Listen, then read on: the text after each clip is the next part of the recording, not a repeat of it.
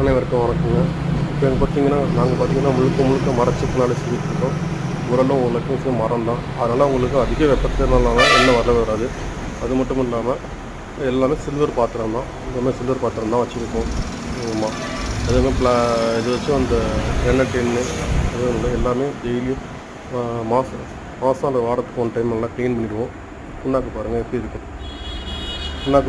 இருக்குன்னு. எல்லாமே எள்ளு புண்ணாக்கு இருக்குது. மரச்செக்குனாட்டினா எள்ளு புண்ணாக்கு எல்லாமே தரமான புண்ணாக்கு இருக்குது. எண்ணெயை ஆட்டி இது மாதிரி ஏடு கட்டி வச்சுருவோம். பூச்சி இது போடாமல் சில்வர் பாத்திரத்தில் எல்லாமே யூஸ் பண்ணுறது. எல்லாத்துக்கும் தனித்தனியான ஃபில்டர் போட்டு தான் யூஸ் பண்ணுவோம். ஒவ்வொன்றுத்துக்கும் ஒவ்வொரு கப் தான் யூஸ் பண்ணுறோம். எல்லாமே சில்வர் பாத்திரம் தான்.